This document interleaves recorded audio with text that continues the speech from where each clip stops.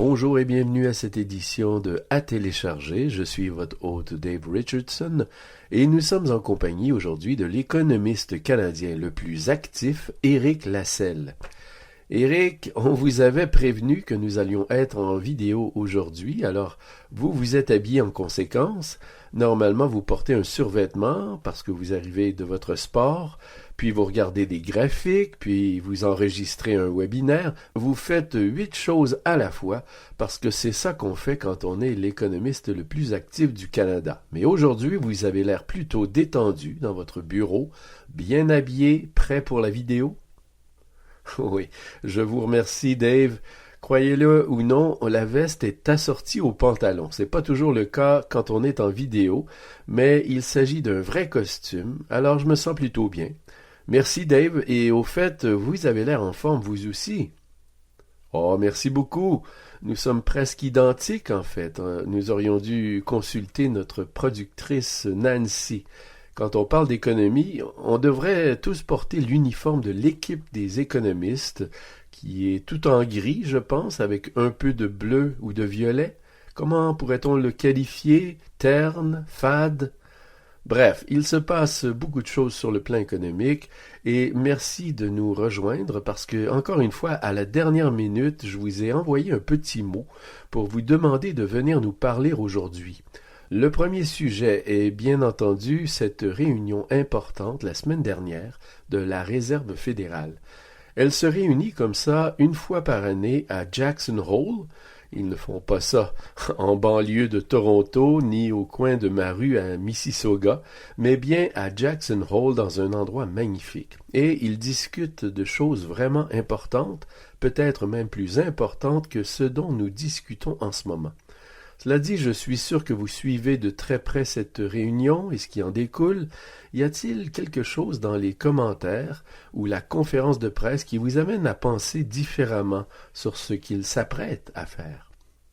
Bonne question. Vous avez raison, Jackson Hole est une grande conférence sur la politique monétaire, et d'ailleurs cela va au-delà de la Fed. Des banquiers centraux du monde entier s'y rendent. L'objectif principal n'est généralement pas de choquer les marchés, ni même de leur envoyer quelconque signal, mais de partager des idées, des réflexions, des recherches. C'est donc de cela qu'il s'agit pour l'essentiel. Mais comme vous l'avez mentionné, le président de la Fed, M. Powell, a pris la parole, et bien sûr c'est un moment important, ne serait-ce que parce que la Fed n'a pas encore réduit ses taux d'intérêt. De nombreuses banques centrales l'ont fait. La prochaine et la plus importante réunion sera celle de septembre. La question était donc de savoir si nous allions recevoir ce signal clair de réduction de taux à venir. Et c'est ce qui s'est passé. C'est la principale leçon à tirer. Powell a clairement exprimé que le temps de l'action était venu. Il a confirmé que la Fed devrait commencer à réduire ses taux dans les prochaines semaines. Si nous avions été un peu sceptiques auparavant, je dois dire qu'il a employé un ton suffisamment mesuré pour qu'on ne s'attende pas à une baisse des taux de 50 points de base. Le marché ne l'a toujours pas exclu, je n'ai pas regardé depuis un jour ou deux, mais il y avait une chance sur 3 que le marché pense à une baisse de taux de 50 points de base. Je ne sais pas si c'est le cas. C'est vrai qu'historiquement, les baisses de taux se produisent assez rapidement, mais l'économie ne semble pas s'effondrer comme nous avons pu le penser pendant un bref moment au début du mois d'août. Si la récession était là, on parlerait certainement de réductions plus importantes, mais ce n'est pas le cas. Je serais heureux de développer ce point plus tard si vous voulez aller plus loin, mais en l'état actuel des choses, il s'agissait essentiellement d'un discours qui suggère que la réduction des taux peut débuter et avec une réduction de 25 points de base, et il semble raisonnable de supposer qu'il pourrait y avoir d'autres réductions lors de réunions ultérieures au cours de l'année. On endosse clairement les réductions, mais peut-être pas au montant que le marché a évalué. Le marché ambitionne peut-être un peu. Ce sont les obligations qui vont se réjouir, de même que le marché des actifs à risque d'ailleurs. La décision sera donc prise le 18 septembre avec une baisse de 25 ou de 50 points de base. La réunion suivante aurait lieu 6 semaines plus tard, soit au lendemain des élections. Que pensez-vous de ce calendrier? S'ils veulent le réduire de 50 points de base, ils peuvent bien le faire 6 semaines plus tard, cela ne fait pas une énorme différence. Ils connaîtront alors peut-être l'identité du président et tout changement de politique à venir, ou du moins la structure du gouvernement américain. En choisissant d'attendre et de voir comment les choses se passent, ils ne seront pas accusés d'essayer de faire bouger l'aiguille de l'élection. Oui, c'est vrai, nous parlons d'une période qui va au-delà de septembre jusqu'au début de novembre. Pour moi, le plus important, c'est qu'il n'y aurait alors que 6 semaines de données pour voir si l'économie est en train de s'effondrer et si l'inflation est en train de baisser ou non. Si l'économie poursuit sa trajectoire actuelle, je parierais toujours sur une baisse de 25 points de base en novembre. Mais si elle décélère ou si quelque chose d'autre se produit, alors les 50 points seront certainement possibles.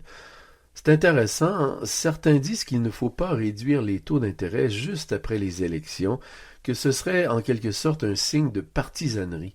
Je ne sais pas, ils ont été très clairs à ce sujet, ils agissent lorsqu'ils pensent qu'il est approprié de le faire. À mon avis, la réunion de novembre, et vous y avez fait allusion, est en fait un bon moment pour prendre des mesures. Voici comment je vois les choses. Vous ne pouvez plus influencer l'élection parce que le vote a déjà eu lieu, mais il n'est pas certain non plus, Dave, que nous connaîtrons tout de suite le résultat. Si je me souviens bien des dernières élections, nous ne connaissons pas le résultat le lendemain nécessairement. Mais on ne pourra pas dire qu'il favorise le parti qui a gagné en leur offrant ce cadeau. Il est donc tout à fait intéressant de procéder ainsi, mais je pense encore une fois que la meilleure hypothèse est qu'ils continueront sur une voie assez douce. Je pense donc qu'il y aura une autre réduction de 25 points de base et peut-être une autre en décembre, et bien sûr ils pourront reprendre à partir de là en fonction des besoins. En tant qu'économiste, bien sûr, vous allez soutenir vos pairs lorsqu'ils disent qu'ils vont suivre les données avant tout. Cela n'a rien de politique. Oui, votre ton suggère un certain degré de scepticisme. Les banquiers centraux apprécient-ils les deux candidats de la même manière? Probablement pas, car l'un d'entre eux menace leur emploi. Par conséquent, d'un point de vue personnel, on peut imaginer qu'ils n'ont pas les mêmes sentiments positifs à l'égard des deux candidats. Mais je suis à peu près certain qu'ils vont simplement faire leur travail et agir au mieux pour l'économie, sans modifier leur politique monétaire en fonction du vainqueur. Bien sûr, l'un pourrait réduire les impôts, l'autre pourrait les augmenter, l'un pourrait imposer des tarifs douaniers, toutes sortes de choses intéressantes pourraient se produire. On pourrait dire qu'une victoire de Trump pourrait plaider en faveur d'une réduction un peu moins importante des taux, simplement parce que les droits de douane sont inflationnistes et que les réductions d'impôts pourraient stimuler la croissance et d'autres choses de ce genre, mais peut-être aussi le contraire. Les banques centrales devraient donc peut-être prêter attention aux vainqueurs, mais elles l'ont fait de manière assez prudente et elles ont tendance à ne pas être totalement réactives. C'est vrai aussi au Canada et dans d'autres banques centrales, on essaie de s'en tenir aux projections budgétaires. Je ne pense donc pas que la trajectoire sera très différente dans les mois qui suivront l'élection. J'ai posé cette question pour amuser la galerie, mais j'observe la Fed depuis un certain temps, peut-être pas d'aussi près que vous au cours de votre carrière, mais il semble qu'ils essaient vraiment de rester fidèles aux données, en particulier au cours d'une année électorale, et que les données vont dicter ce qu'ils font. Après l'élection, et il est fort possible en effet que nous n'aurons pas de résultat dès le lendemain, on verra qui est à la Chambre des représentants, qui est au Sénat, qui est à la Maison-Blanche, et avoir une idée de l'orientation politique. Et cela aura un impact sur les décisions à partir de ce moment-là, parce que ce sera un nouveau point de données. Il faut donc en tenir compte dans la décision. Le Canada doit prendre une décision d'ici le 18 septembre. La Banque du Canada est-elle susceptible de prendre une troisième décision ou est-elle plus encline à attendre cette fois-ci? Cela y ressemble beaucoup. La Banque du Canada n'a pas donné de signal contraire et l'économie n'est pas très florissante, pour être honnête. Et même si cet arrêt de travail a été stoppé assez rapidement du côté des chemins de fer, il y a quelques dommages qui en découlent et l'économie ne croît tout simplement pas très vite. Quoi qu'il en soit, c'est une histoire à part entière. Le chômage des jeunes est élevé, des changements intéressants sont intervenus récemment en matière d'immigration. Il y a donc beaucoup de choses qui se bousculent. Mais je dirais que les baisses de taux sont appropriées pour le Canada, et il semble que la Banque du Canada soit en assez bonne position pour en voter une troisième, probablement une baisse de taux de 25 points de base. Il y a aussi une petite chance pour une baisse de 50, mais je pense qu'une réduction de 25 points de base est la plus probable à ce stade, étant donné que nous n'avons pas vu de changement brusque dans les données économiques pour le Canada. Il est intéressant de noter que si mes chiffres sont exacts, je pense qu'il s'agirait de la première banque centrale d'un pays développé à réduire ses taux à 3 reprises. La Suède en a fait une deuxième, soit dit en passant, le Canada en a déjà fait 2, la Banque centrale européenne devrait procéder à une deuxième réduction vers la mi-septembre. Toutes sortes de banques centrales se sont jetées à l'eau, comme la Banque d'Angleterre et bientôt la Fed. Mais en fait, la Banque du Canada a pris un peu d'avance et cela me semble logique. L'économie est certainement en train de s'affaiblir et le Canada a toujours cette sensibilité élevée au taux. Nous étions justement en train de revoir certaines données sur le renouvellement des prêts hypothécaires au Canada. Les années 2025 et 2026 seront très importantes. 55% de tous les prêts hypothécaires en cours au Canada seront renouvelés ou arriveront à échéance au cours de ces 2 années. Il s'agit donc d'un gros morceau. Idéalement, les taux hypothécaires devraient baisser. Des gens qui ont bloqué leur hypothèque à 1,5 ou 2%, ou quelque part dans cette fourchette. Aujourd'hui, les prêts hypothécaires à 5 ans, et je me fie simplement à certains sites web, je suis sûr que beaucoup de téléspectateurs en savent beaucoup plus que moi, sont à 4,5% ou plus pour un prêt hypothécaire à 5 ans. Il s'agit d'un changement de taille qui sera coûteux. Il y a donc une certaine urgence. La Banque du Canada agit donc un peu plus rapidement que certaines autres banques centrales. Oui, c'est vrai, et la croissance des salaires au cours des 5 dernières années est loin d'être suffisante pour combler cet écart dans le revenu disponible si vous vous retrouvez avec un taux hypothécaire plus élevé de 2%, ou même si vous remboursez le solde et si vous tenez compte de l'inflation sur d'autres produits. Vous vous retrouvez dans une position plus défavorable que vous ne l'auriez été sur le plan des dépenses. Probablement. En fait, le calcul est un peu délicat, mais votre question est bonne. Je n'y avais pas vraiment réfléchi sous cet angle. La Banque du Canada a donc fait un certain travail. Ce travail est indépendant de la politique monétaire. Elle a fait des recherches sur les détenteurs d'hypothèques individuelles et bien sûr, il y a des taux variables et des taux fixes et toutes sortes de choses différentes. Les calculs qu'ils ont effectués sont un peu périmés. À l'époque, le taux hypothécaire à 5 ans était un peu plus élevé, ce qui a peut-être fait baisser les chiffres. Mais ils ont calculé que le Canadien moyen, dont l'hypothèque arrive à échéance en 2025 ou 2026, verrait une augmentation de 20 à 40% de son paiement hypothécaire mensuel. Les 40% concernent davantage les personnes dont le prêt hypothécaire à taux variable doit être ajusté, et les 20%, les personnes dont doit être ajusté le prêt hypothécaire à 5 ans. Bon, j'emprunte un chemin un peu compliqué. Au fait, j'ai moi-même ma propre hypothèque et les calculs d'hypothèque sont un peu déroutants. Par exemple, j'avais toujours pensé que l'on devait un certain montant et que 25 ans plus tard, ça y est, il tombait à zéro. Bien sûr, il ne s'agit pas d'une trajectoire linéaire vers ce zéro, car il y a beaucoup d'intérêts à payer au départ. Il s'agit donc d'une trajectoire accélérée vers le zéro. Mais j'ai toujours pensé que, quel que soit le taux d'intérêt, certaines étapes seraient franchies. Au bout de 5 ans, vous auriez remboursé, je ne sais pas, 6% d'un prêt hypothécaire. Au bout de 10 ans, vous auriez remboursé 18%, etc. Et tout s'accélérerait. En réalité, ce n'est pas le cas. J'ai introduit différents chiffres pour différentes hypothèses de taux hypothécaires et ils ont abouti à un capital de prêt hypothécaire très différent 5 ans plus tard. Bon, je perds beaucoup de votre précieux temps pour quelque chose d'hors sujet, mais on m'a dit que c'est parce qu'il suppose que, quel que soit le taux en vigueur sur 5 ans, il s'étend sur le reste de la durée de vie de l'hypothèque. Ça change tout.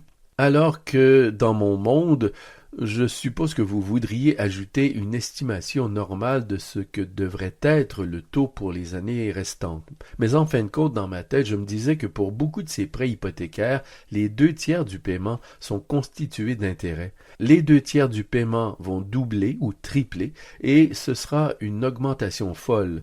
Et parce que ce n'est pas le cas à cause de certains des calculs auxquels j'ai vaguement fait allusion, c'est pourquoi dans le cas d'un taux fixe, l'augmentation est plutôt de l'ordre de 20%. Bref, pour en revenir à votre observation, vous avez raison, la plupart des gens vont en pâtir. Oui, clarifions un peu les choses. Beaucoup de gens ont des hypothèques, et je pense qu'il y en a plusieurs qui ont sorti leur calculatrice, mais comme vous le dites, vous avez 3, 4 ou 5 ans, quelle que soit la durée initiale de votre hypothèque, et c'est une certitude, à moins que vous ne fassiez des paiements supplémentaires. Et puis, les 20 ou 25 prochaines années ne sont qu'une projection, c'est pourquoi vos chiffres seront différents. Il varie un peu moins que je ne l'aurais imaginé. Mais quand même, une année fixe, la Banque du Canada pourrait dire en moyenne 20% de plus quand elle renouvellera dans les prochaines années. Maintenant, j'hésite parce que vous avez dit que les salaires n'ont pas suivi. Eh bien, ils augmentent de 5% par an à l'heure actuelle. Et sur 4 ou 5 ans, ils atteindront peut-être presque la moitié de ce 20%. Mais bien sûr, il s'agit d'une période inhabituelle de croissance des salaires. De plus, les dépenses ont tellement augmenté qu'il ne s'agit pas d'une augmentation réelle. Il est donc probable que vous consacriez cette augmentation salariale à autre chose. Bien entendu, il ne s'agit là que de moyenne. De nombreuses personnes n'ont pas vu leur salaire augmenter au cours de cette période. Il est donc certain que la pression monte et que la banque doit faire face à une urgence supplémentaire. Oui, j'ai lancé cette idée parce que je savais que vous cherchiez quelque chose à faire pendant le week-end de la fête du travail. Comme il s'agit d'un long week-end, vous avez besoin d'un projet. Mais je pense qu'il s'agit d'une analyse intéressante. Je ne suis pas surpris que le gouvernement ou la Banque du Canada se soit penché sur ce sujet, car le consommateur représente 70% de l'économie et la situation dans laquelle il se trouvera dans un an, lorsque tous ces prêts hypothécaires arriveront à échéance, en ce qui concerne la quantité d'argent que les gens pourront dépenser, tout cela aura certainement un impact sur l'économie. Mais peut-être que je surestime les choses parce que, encore une fois, on se dit que les salaires augmentent, que les hypothèques augmentent un peu, que les prix augmentent, mais si l'on additionne tout cela, peut-être que les gens s'en sortent tant que nous sommes dans un monde où les taux sont un peu plus bas qu'ils ne le sont actuellement et où l'inflation s'est calmée et s'est normalisée. Et le chômage ne continue pas d'augmenter. Il avait beaucoup augmenté au Canada de 1,6 points de pourcentage par rapport à son niveau le plus bas. Voyons donc où nous allons à partir de maintenant. Les 2 années à venir s'annoncent intéressantes pour l'économie canadienne. Et encore une fois, les taux d'intérêt plus bas vont certainement nous aider si nous continuons sur cette voie. Parlant d'emploi, et je ne sais pas si beaucoup de Canadiens l'ont compris parce que tout le monde ne suit pas nécessairement les nouvelles économiques et commerciales comme vous et moi, mais tout d'un coup, le Labor Statistics Bureau des États-Unis a publié un rapport la semaine dernière, une révision, un ajustement au cours des 12 derniers mois en termes de nombre d'emplois nets créés dans l'économie américaine. Vous allez me dire que c'est normal, mais les chiffres ont été réduits d'environ 800 000 emplois. Tout ce temps, nous commentions chaque mois ces chiffres positifs, mais voilà qu'au final, il y a 800 000 emplois de moins que ce que nous avions prévu. Et il semble que sur le plan politique, personne n'en parle, et les marchés non plus n'ont pas l'air d'en faire grand cas. Que pensez-vous de ces emplois qui disparaissent ou qui ne sont jamais apparus? Je pense que Trump a dû faire une boutade à ce sujet. Ce n'est donc pas passé complètement inaperçu. Mais vous avez raison, 818 000 emplois en moins. Officiellement, auparavant, entre mars 2023 et mars 2024, aux États-Unis, on pensait que 2,9 millions d'emplois avaient été créés. Et en fait, il s'agit de 2,1 millions d'emplois. La différence n'est pas négligeable. Pour recadrer les choses, on pensait auparavant que le mois moyen générait 246 000 emplois au cours de l'année. Aujourd'hui, il s'agit de 178 000. C'est encore bien, mais c'est un peu moins que prévu. 800 000 emplois, c'est donc assez important. Mais pour calmer les esprits, je dirais deux choses. La première, c'est que tout ça était assez attendu. Chaque fois que cette révision préliminaire de l'indice de référence est publiée au mois d'août ces dernières années, il s'agissait d'un chiffre négatif. Ce n'est donc pas un choc total. J'avais vu des institutions financières américaines très intelligentes prédire des chiffres de l'ordre de 500 000 ou de 1 million. C'était donc dans le domaine de ce qui était considéré comme possible. Il ne s'agit donc pas d'un résultat totalement inattendu. Il convient de noter qu'il s'agit d'une révision préliminaire. La révision finale aura lieu en janvier ou février, ou en tout cas au début de l'année prochaine. Au cours des 4 dernières années, cette révision a inversé environ la moitié de la révision initiale. Il se pourrait donc que moins 800 devienne moins 400 000. Nous n'en savons rien, mais c'est la tendance historique. Je ne pourrais pas dire pourquoi d'ailleurs. Ce que l'on a peut-être manqué en particulier, et j'ai écrit à ce sujet dans mon dernier macro-mémo, c'est que l'on n'a pas tenu compte de l'inflation. Ça peut porter à rire, ce n'est jamais très drôle de perdre son emploi, mais ils passent à côté de quelque chose d'autre quand l'enquête particulière qu'ils utilisent fait un très mauvais travail pour détecter les immigrés sans papier et le travail non enregistré. Comme vous pouvez le deviner, il est très difficile de les repérer. L'idée est donc que le nombre d'immigrés a probablement augmenté rapidement au vu de ces chiffres. Je ne sais donc pas si l'on peut dire que nous sommes revenus à zéro, mais je dirais qu'il y a un certain nombre de forces qui le réduisent un peu. Vous voyez comme je m'efforce d'essayer de minimiser cet aspect. Quoi qu'il en soit, l'autre idée est de garder à l'esprit que ces révisions s'étendent jusqu'au mois de mars. Lorsque nous nous sommes inquiétés des chiffres de l'emploi aux États-Unis, nous étions en juillet. C'était avant le ralentissement. Ça ne veut pas dire que nous nous trouvons soudain dans une situation terrible, ça ne veut pas dire que nous avons mal évalué l'ampleur du ralentissement, mais en fin de compte, il s'agit d'un marché du travail en perte de vitesse. Si vous voulez voir une lueur d'espoir dans le ralentissement du marché du travail, sachez que les demandes hebdomadaires d'allocation chômage se sont nettement améliorées au cours des dernières semaines. C'est donc l'un des signaux qui s'était détérioré et qui s'est maintenant stabilisé. Mais ce n'est certainement pas très bon pour le marché de l'emploi et la création d'emplois a été plus faible au mois de juillet. Le prochain chiffre sera celui du mois d'août. Nous allons probablement en parler à votre émission, n'est-ce pas? Ce sera vendredi, dans une semaine. Nous pensons que ce sera un chiffre correct, mais de toute façon un chiffre clé, car si nous obtenons un chiffre inférieur à 100 000 emplois pour le mois, ce sera inquiétant. Je pense que l'on pourrait dire une tendance continue à la faiblesse qui, nous l'espérons, s'arrêtera, mais ce n'est pas le cas jusqu'à présent. Si le nombre d'emplois se situe entre 100 et 200 000, on pourra dire que la tendance à l'atterrissage en douceur est en train de s'amorcer. S'il est supérieur à 200 000, on oubliera les chiffres de juillet. Il s'agissait manifestement d'une erreur et tout va bien. Il y a donc un certain nombre de possibilités, mais cela vaut la peine d'être observé. Et il vaudra la peine pour vous de revenir sur ce plateau car il s'agit du rapport sur l'emploi le plus important, vendredi prochain. Oui, je serai en mission à distance, Dave. Je vais enregistrer depuis mon hôtel Victoria, probablement à 5h30 du matin ou quelque chose comme ça.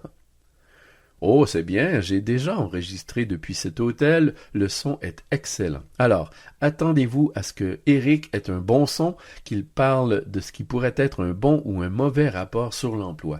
Nous verrons. Mais encore une fois, il est bon pour nous et pour les marchés de connaître un chiffre précis sur l'emploi et ensuite nous pouvons faire une analyse supplémentaire pour dire peut-être que c'est une estimation un peu trop haute ou trop basse et nous aurons un ajustement. Mais j'espère que la Fed dispose de beaucoup plus d'outils dans sa boîte pour faire cette évaluation du marché du travail que le seul rapport mensuel pour prendre la décision de baisser ou d'augmenter les taux. C'est exact. Il existe au moins un certain nombre d'enquêtes formelles comme les demandes d'allocation chômage et l'enquête JOLTS. Il y a aussi d'autres enquêtes de ce type qu'ils peuvent examiner. Donc oui, il n'y aura pas qu'une seule enquête, mais c'est peut-être l'indicateur le plus considéré. Bien entendu, ce même jour, l'enquête sur les salaires et l'enquête sur la main-d'œuvre sont publiées, tout un ensemble d'éléments qui sont publiés en même temps. L'autre indicateur à surveiller, et nous en parlerons, je suppose, est l'indice ISM de l'industrie manufacturière. En fait, la raison pour laquelle tout le monde a paniqué pendant un moment au début du mois d'août était la faiblesse des chiffres de l'emploi et de l'indice ISM de l'industrie manufacturière. Et puis, nous avons eu un tas d'éléments qui sont sortis depuis, dont nous n'avons pas beaucoup parlé et qui semblaient tout à fait corrects. L'ISM des services, l'enquête sur les agents de crédit a semblé bonne, les petites entreprises se sentent mieux, certains indicateurs de consommation semblent assez bons. Il y a donc eu des choses qui se sont améliorées. Maintenant, nous voulons faire le tour de la question et nous demander si les deux problèmes initiaux sont toujours aussi graves, s'ils le sont un peu moins ou où ils en sont. Oui, et restez à l'écoute pour vendredi prochain.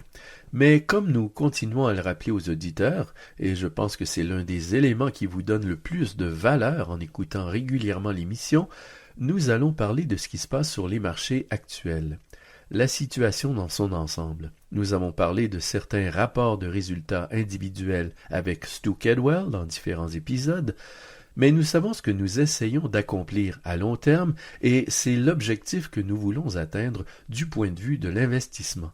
Savoir ce qui se passe nous permet de dormir la nuit, de comprendre ce que nous essayons d'accomplir à long terme et de savoir si nous sommes sur la bonne voie et de reconnaître les opportunités créées par les marchés. Si l'on considère les craintes suscitées par le rapport sur l'emploi et les chiffres de l'ISM du mois dernier dont Eric parle, cela a vraiment créé une belle opportunité. Ou si vous étiez un investisseur qui fonctionnait avec les placements échelonnés et que vous aviez votre cotisation mensuelle à ce moment-là, ou que vous l'avez accéléré, vous avez pu en tirer profit et cela vous sera bénéfique à long terme. Parlant de long terme, pendant les 30 dernières années, l'économie chinoise a été le principal contributeur à la croissance mondiale. Nous nous intéressons de temps en temps à la Chine en raison de l'importance de son économie. Eric, je sais que vous passez beaucoup de temps à observer la Chine. Selon vous, quelle est la position de la Chine aujourd'hui d'un point de vue économique? L'affirmation optimiste serait que l'économie n'a jamais été aussi importante. Bien sûr, c'est le cas de presque toutes les économies, mais celle-ci évolue beaucoup moins vite que d'habitude. Nous sommes habitués à une Chine dont le PIB réel pouvait croître de 10, puis 8, puis 6% par an. Il s'agissait de taux très rapides et c'est presque comme des mathématiques composées. Il est possible de doubler la taille de l'économie remarquablement rapidement tous les 10 ans ou plus vite lorsque la croissance est aussi rapide. Mais la Chine a ralenti. Nous avons toujours su qu'elle devrait ralentir dans une certaine mesure car aucun pays ne continue à croître aussi rapidement lorsqu'il s'enrichit. Une partie de la croissance dont il bénéficiait auparavant était due à des tendances peut-être insoutenables, comme le boom du marché immobilier qui ne peut pas durer éternellement. Les Canadiens en savent quelque chose. Il était donc logique qu'il y ait un ralentissement. En dépit de ces défis, d'un marché du logement encore très faible et de consommateurs peu enthousiastes, l'économie devrait encore enregistrer une croissance du PIB réel d'environ 5% cette année. Il ne s'agit donc pas d'une catastrophe totale comme on le pense, et les exportations ont été bonnes et le pays s'est réorienté vers la production manufacturière et industrielle et d'autres domaines dans lesquels il est historiquement bon. L'espoir de voir le consommateur croître et dominer l'économie est un peu remis à plus tard ou n'est pas aussi important qu'on l'aurait souhaité, mais ils suivent une croissance de 5%. Nous pensons que cela va ralentir, nous le disons depuis un certain temps, nous pensons qu'ils vont s'installer dans un rythme de croissance du PIB de 3 à 4%, ce qui encore une fois représente la moitié de ce qu'ils ont réussi à faire il y a 10 ans. Il s'agit d'une véritable décélération, mais la Chine pourrait croître encore plus vite que n'importe quel autre pays développé, du moins sur une base durable. D'après nos calculs, du simple fait que la Chine est une économie très importante au départ, elle devrait être le moteur d'environ un quart de la croissance mondiale à l'avenir. La Chine a diminué, elle n'est plus la seule à pouvoir croître rapidement. En ce qui concerne les défis à long terme, les données démographiques ont changé, la population diminue, ce qui constitue un défi à part entière, le logement n'est pas du tout une source de croissance à l'heure actuelle, et bien sûr les frictions avec les États-Unis. Je dirais que l'un des moments les plus cruciaux pour la Chine sera celui où le candidat remportera l'élection, car bien sûr Trump propose des droits de douane chinois assez agressifs, ce qui aurait des conséquences.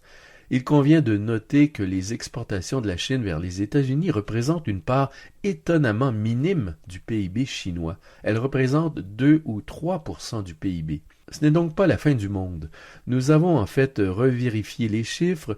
J'étais très méfiant lorsque nous les avons reçus. Je me suis demandé comment c'était possible, mais la Chine est comme les États-Unis. C'est une très grande économie, orientée vers le marché intérieur. Le commerce représente quelque 20% du total ou quelque chose comme ça. Les États-Unis ne représentent que X% de ce total et c'est ainsi que l'on arrive à ce résultat. Mais il y a certainement des défis à relever. Nous n'avons pas aimé la manière dont l'État a été privilégié par rapport au secteur privé, toutes sortes de choses qui, selon nous, limitent la croissance chinoise. Nous nous retrouvons toujours avec un taux de croissance de 3 à 4%. J'essaie toujours de me rappeler que les décideurs chinois ont probablement été les plus compétents au monde en matière de politique économique au cours des 2 dernières décennies.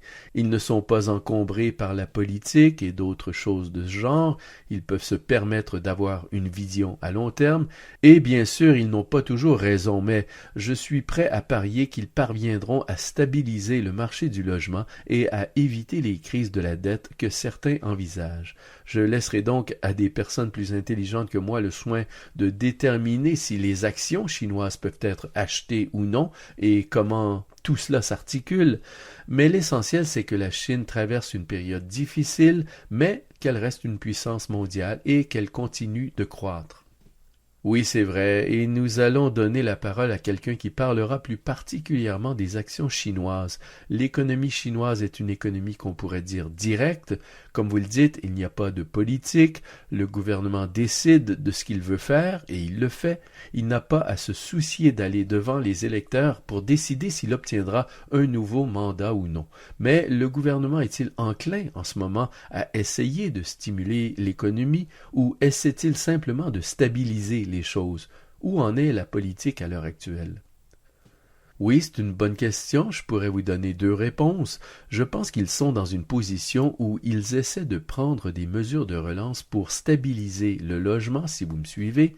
En bout de ligne, l'objectif est de fournir un soutien. Je ne pense pas que quiconque veuille que le logement reparte à la course, mais l'objectif est de mettre le logement sur une meilleure voie et de traiter certains des problèmes qui se posent. En effet, ils ont réduit les taux. Je ne sais plus où ils en sont, mais ils ont tendance à faire les choses de façon progressive. Il ne s'agit pas généralement de réduction d'impôts pour tout le monde. Il s'agit plutôt de dire à telle banque de prêter davantage aux constructeurs ou quelque chose comme ça. Mais c'est ce qu'ils font. Ils essaient vraiment de stabiliser la situation. Je pense qu'ils ont dit aux gouvernements locaux qu'ils pouvaient prêter davantage aux constructeurs. Bref, des choses comme ça. Et donc oui, ils travaillent dans ce sens. J'espère qu'ils y parviendront et je pense qu'il y a de bonnes chances qu'ils y parviennent. En ce qui concerne la politique de la Chine, l'inquiétude réside peut-être dans le fait que lorsqu'un dirigeant est en place pendant une longue période, il en arrive à vivre en vase clos, avec des hommes et des femmes qui lui sont forcément favorables. Le risque de mauvaises décisions politiques augmente alors avec le temps. Mais jusqu'à présent, la Chine s'en sort bien. C'est ce qu'elle a fait. Éric, merci d'être venu. Ce devait être une visite rapide, mais comme d'habitude, nous en sommes à une demi-heure, parce que vous avez toujours beaucoup de choses intéressantes à dire. Merci d'être toujours disponible et on se retrouve la semaine prochaine pour ce rapport crucial sur l'emploi. Tout à fait. Merci Dave. Merci à tous. Cet enregistrement a été fourni par RBC Gestion mondiale d'actifs Inc. à des fins d'information seulement et ne constitue pas un conseil de placement ou un conseil financier. Vous devriez consulter vos propres conseillers juridiques, comptables, fiscaux, en placement ou en planification financière avant d'effectuer toute opération.